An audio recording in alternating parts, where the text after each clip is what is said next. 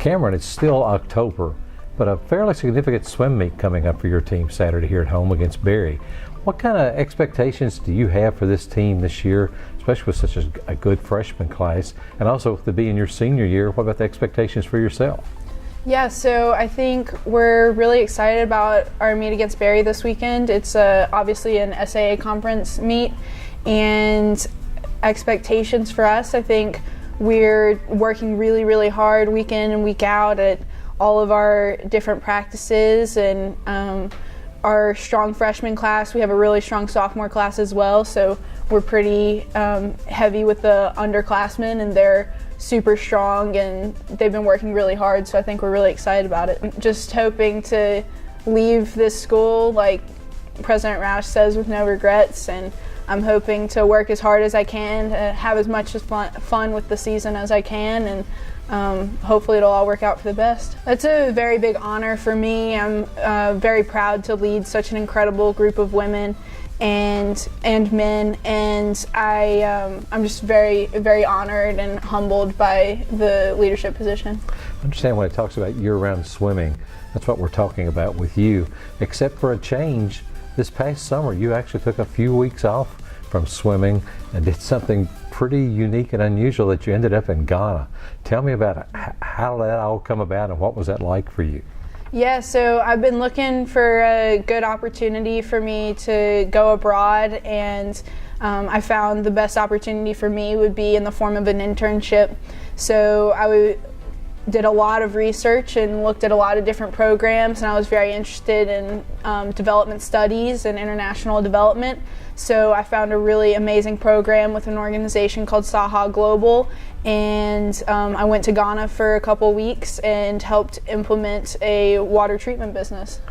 So when we arrived in the community that we were assigned, we assessed, their water situation. We took samples of the water and we brought it back to the lab that we were working in, and the water did test positive for both E. coli and total coliform. So it was very unhealthy water, and they did not really have access to much clean water. So the water came from what's called a dugout, and that's just a hole that is literally dug out of the ground and fills up during the rainy season, and stays as just a stagnant pond for the rest of the dry season. Not very clean situation when we got there, but we were able to partner with the community, and with the help of a lot of support from the community members, they totally jumped on board with the project that we were trying to implement.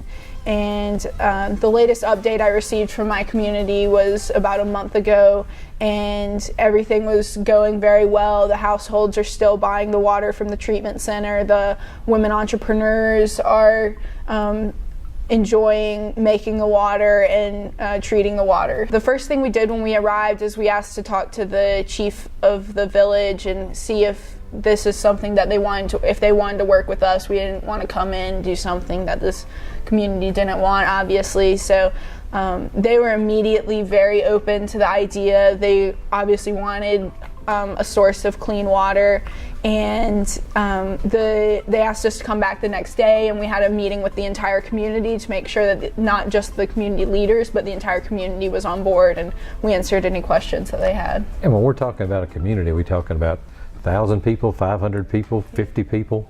It was a very small community, very rural. It had about 300 people. It had, and we went around to each of those households and spoke with the members of the community. Formed really amazing relationships, and even though we spoke different languages, there were different ways that we learned how to communicate with one another, and it was definitely very difficult to leave. And it obviously made a huge impact on you, because now when you graduate, you plan on joining the Peace Corps. Yeah. So this was an amazing experience, and it really helped me with deciding that the Peace Corps was a good decision for me when I was looking at applying, and it also helped me with qualifications and to be a strong applicant. And so after graduation, I'll be departing for Peace Corps Malawi to be a secondary education English teacher.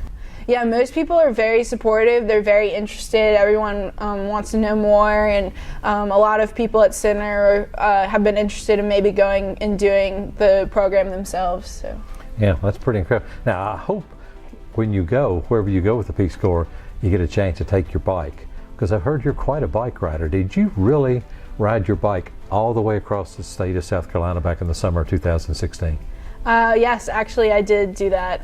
It took 3 days. My mother and I actually did it together. We were raising money for Alzheimer's. My grandfather passed of Alzheimer's, so it was something that was very close to our heart, and we rode the 252 miles in 3 days across South Carolina. Wow, that's a pretty incredible thing, and raise money and all. And I'm assuming it's something you really, really enjoyed doing. It was one of the most incredible experiences. Obviously, Ghana was an incredible experience that I've had.